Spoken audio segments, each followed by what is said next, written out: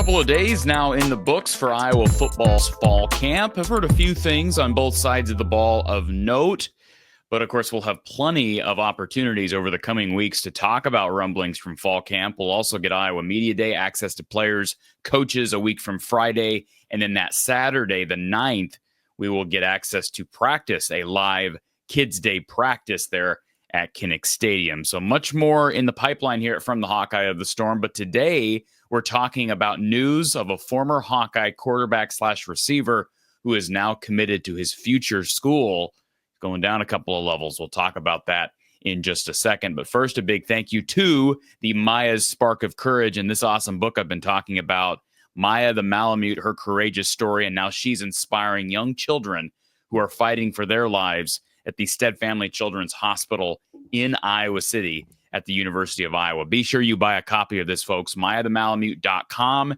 If you have not seen the link, it's in our description. I'll also throw it up here on the screen. Again, Maya the Malamute, A Spark of Courage. Buy today at MayaTheMalamute.com. Also want to give a big thank you to Randy Engel and Under the Kitchen down in Mitchellville. A reminder that he will be with Stephen Buchanan and Angelo Ferrari selling signed prints, opportunities to meet Buchanan and Ferrari at the Lantern Park Coralville Hy-Vee, August 17th, 3 to 4 p.m. Again, Under the Kitchen. You can visit underthekitchen.square.site. If you can't make it out to Hy-Vee, you can also visit Under the Kitchen on Facebook. Thank you to Randy Engel, his awesome artwork at Under the Kitchen. So the news we're talking about on this Thursday evening, former Hawkeye quarterback turned receiver James Resar has found a new home. He will head down to Independence Community College in Kansas. Why are we talking about this here on the show? Well, as you all know, James Resar was a pretty highly touted recruit back in the 2024 class. Of course, he was a Brian Ferentz kid,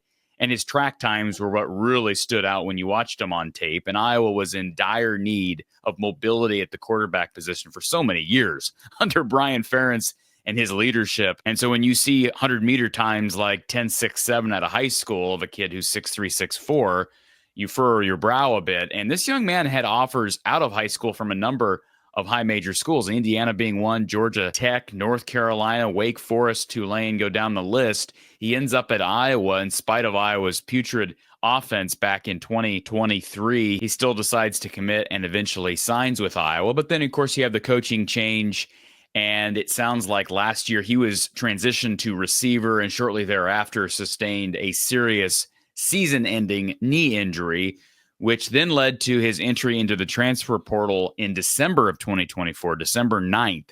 He enters the transfer portal officially, and I remember being there at Titan Stadium in Nashville and noticing, hey, James Resar is out here, and a conversation with Kelvin Bell on the sidelines that day just about some of the players that were sticking with the program through bowl prep, and that was something sort of new to me. I mean, there have been players that have done that, but it hasn't been real common. More players did that during this past portal cycle. And you kind of have to accommodate some of these guys because Iowa was trying to trim down roster numbers in preparation for what we expected to be, what Iowa expected to be roster limits heading into 2025. Now things have kind of been placed on hold with that. But regardless, James Resar stuck with Iowa through spring, not just through bowl prep, but through spring. It sounds like teams wanted him to get more college tape together. And so he stuck with Iowa until after spring. Then in June, Rezar committed to Pembroke. That's UNC Pembroke, a Division II school, on June 4th. And then shortly thereafter, here in July, just a couple of days ago, he announces on Twitter that he was back in the transfer portal. I know that confused some people, whether this was kind of part of the plan all along. I couldn't tell you. But from my perspective, based on what I know about non-major college football, we're talking D2 and less, Independence Community College is probably a better destination for this guy. I know nothing about UNC Pembroke. Yeah, it's D2, and certainly this is a community college, but if you don't know anything about Independence Community College, I kind of called them a power on Twitter, and I'm sure people are going to challenge that comment that it's a power.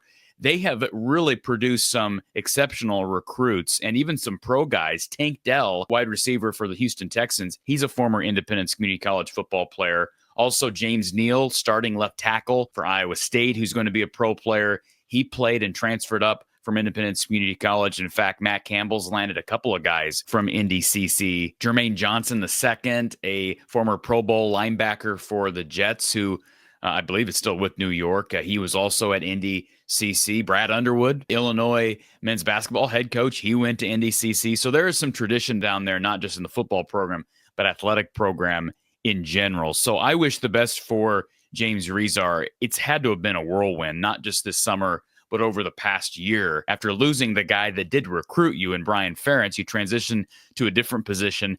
Now, did he give it a fair shot at receiver? I mean, he got hurt, so it was hard to really estimate that. And whether this was Iowa more so saying, hey, we just don't see you fitting into the mold here playing, or was it James Resar just saying, I don't want to play receiver? Absolutely not. I can't tell you definitively, but he has been trying to look for a new school, putting together film, and he's been putting in off-season work, not just in Iowa City, but back in his home area down in Florida. So best of wishes to James Resar, and I just wanted to give everybody that news here on July 31st. Tomorrow marks the first day of August, which means we'll officially have football next month. As of tomorrow, we can say, hey, later this month, we've got live college football. And, of course, Iowa kicking things off on the 30th of August. Folks, thank you for being here. Be sure you hit the like button, that little thumbs up toward not the bottom of the screen, but you know what I mean, below this video. We will talk to you tomorrow. If you have not yet done so, be sure you check out our show with Coach Don Patterson. We talked for 2 hours plus yesterday about everything fall camp. Appreciate you being here, and we will talk to you soon.